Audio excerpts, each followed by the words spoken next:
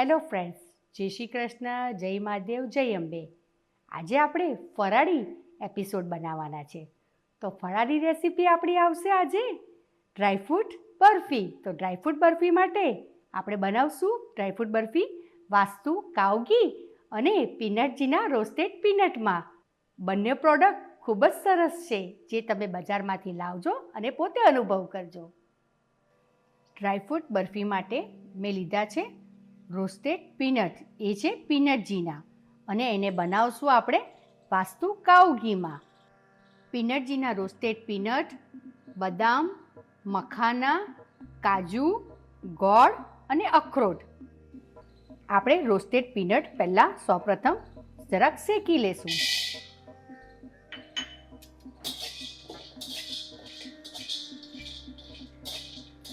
ગેસનો તાપ આપણે ધીમો રાખ્યો છે.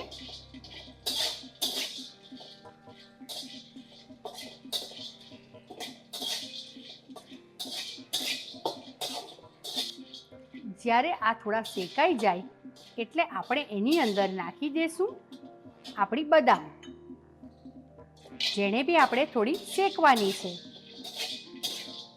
ત્યારબાદ આપણા કાજુ અને અખરોટ,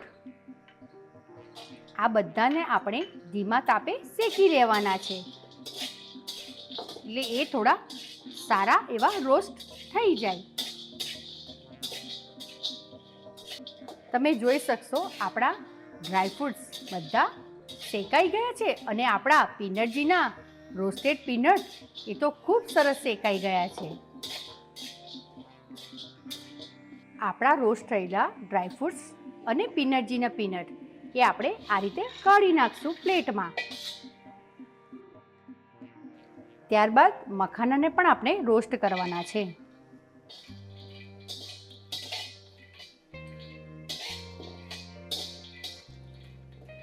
મખાણા પણ આપણા રોસ્ટ થઈ ગયા છે, તો એને પણ આપણે ખાલી કરી દઈશું અને હવે આનો એક આપણે પાવડર ફોર્મ કરી દઈશું ગ્રાઇન્ડરમાં.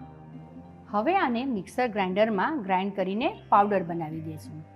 પીનટજીના રોસ્ટેડ પીનટ, ડ્રાયફ્રૂટ્સ, મખાના બધાને આપણે રોસ્ટ કરીને એને એક પાવડર કરી દીધો છે. હવે આપણે એને સોતે કરશું, જે કરશું આપણે વાસ્તુ કાવ ઘીમાં. તો હું પહેલાં વાસ્તુ કાવ ઘી 1 ચમચી અને ઉપરાંત અડધી ચમચી, જેને મેં ગરમ કરવા મૂકી દીધું છે.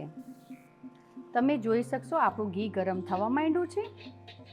જ્યારે આપણું ઘી ગરમ થઈ જાય એટલે એની અંદર નાખવાનો છે ગોળ.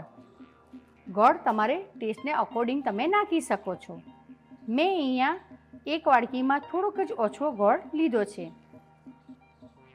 હવે એને આ રીતે ઓગાળી લેવાનો છે ઘીની અંદર અને એનો પાયો કરવાનો છે. જોઈ શકશો આપણો ગોળનો પાયો થઈ ગયો છે. આ સ્ટેજ પર આપણે નાખી દેવાનો છે આપણો આ પાવડર. તો એને પણ સરસ રીતે આપણે મિક્સ કરી લેવાનું છે. આપણે જે ગ્રાઇન્ડ કર્યો છે એ પાવડર આપણે આ પાયામાં ગોળના નાખી દીધો છે. હવે એને સરસ રીતે મિક્સ કરી લેશું. આપણી ડ્રાયફ્રૂટ બરફી ખૂબ સરસ સુગંધ આવી રહી છે અને ઓલમોસ્ટ થઈ ગઈ છે. તમે જોઈ શકશો એમાં આપણા રોસ્ટેડ પીનટજીના અને વાસ્તુ કાવ ઘી બંનેની ખૂબ સરસ એક સુગંધ આવી રહી છે.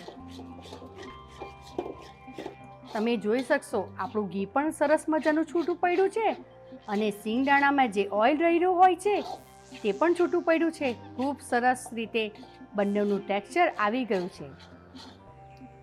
હવે આપણે આપણી બરફી પ્લેટિંગ માટે રેડી કરી દઈએ. આપણી ડ્રાયફ્રૂટ બરફી રેડી થઈ ગઈ છે અને એ બની છે વાસ્તુ કાવ ઘી અને પીનટજીના રોસ્ટેડ પીનટથી. તો તમે પણ એકવાર જરૂરથી ટ્રાય કરજો, અને ટ્રાય કરવા માટે મારો વિડીયો એન્ડ સુધી જોવા માટે મારી channel the kitty diary by Nikita subscribe, like, bell icon દબાવવાનું ભૂલતા નહીં.